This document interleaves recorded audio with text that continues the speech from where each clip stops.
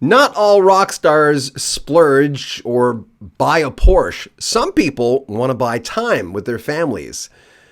I'm John Beaudin from Rock History Music. This is part 7 of our conversation with John Cafferty of John Cafferty and the Beaver Brown Band, who have a brand new greatest hits.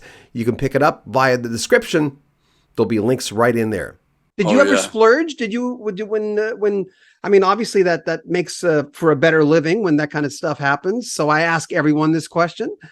Did you ever splurge when did you ever get a big paycheck and go out and buy a Porsche, or what? Are you that kind of guy? As a matter of fact, no, no, I Really? never did. No, Are you just not wired that way? Would you not do that anyway? Are you more you practical? know, it's money can do two things. Well, money can buy you a Porsche, or it can buy you time to spend with your family.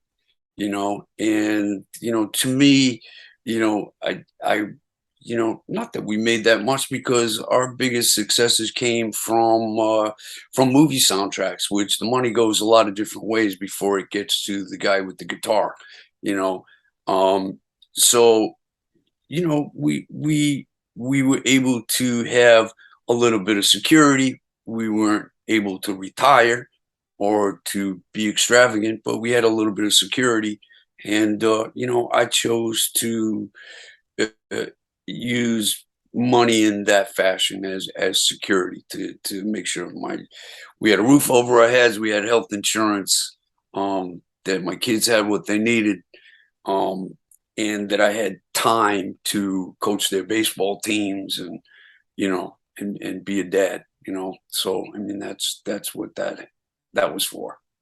Good for you, by the way, because as you can imagine, and you've heard those stories as well from your cohorts and your colleagues in general that I hear. I mean, Steve Picaro, not that he's in this boat, but Steve of Toto once told me, I said, why do you enjoy touring? It's good exercise. I'm doing all the, pro touring things. And he says, well, a lot of musicians, we tour because we want to keep our stuff. And I went, whoa, that was so great.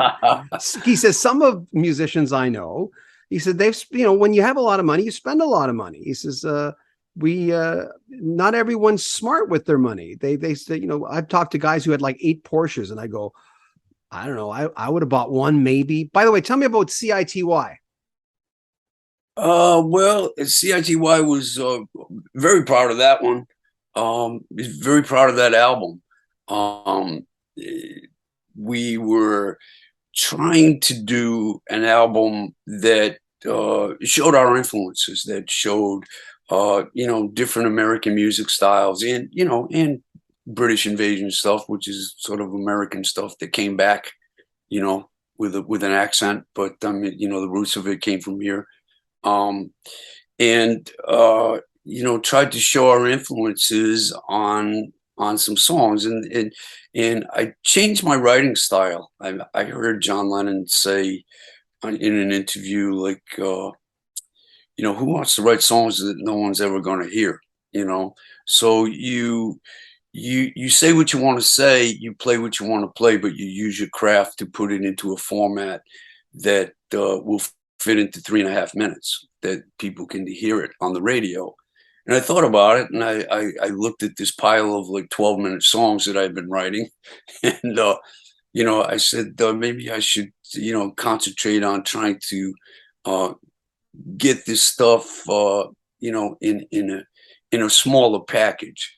So with songs like "Tough All Over" and "CITY," which were hit records, I got to say something. I got to actually have something to say and put it in a format where it got on the radio and it got played. And Yeah, they were 18 and hits. 22. Number 18 and Yeah, 22. yeah. So we were very, very proud of that. And with the CITY, I mean, that was our tip of the hat to the whole Detroit sound of Motown, and especially like the interpretation of Motown, which was Mitch Ryder. And I did a lot of tours with Mitch, and I'd go on stage and I'd sing CITY before he would come out and do Devil with the Blue Dress and CC Rider and all of that. And he would look at me, and he knew that I loved him, and these were tributes to him. These weren't, these were tributes. Yeah. So CITY, great hook. It first time we played it out, people were singing the hook back to us before we even finished the song, and it was, you got a good one when that happens. Hey, I hope you enjoyed that. We're going to have more parts of this interview coming up. If you want to join our Patreon, you'll have early access to the entire interview, all the snippets, and even some extra stuff. If you want to pick up John Cafferty and Beaver Brown Band's brand new greatest hits, there's a link at the very top of the description. Make sure you share our videos. We love it when you share them on social media. And remember, we read all the comments. Subscribe to our video and like our videos as well. And the 2 Ps, remember, join our Patreon as mentioned, or if you want to make a donation to the channel, there's a PayPal link at the very top of the description as well. I'm John Beaudin. Take good care of yourself. This is Rock History Music.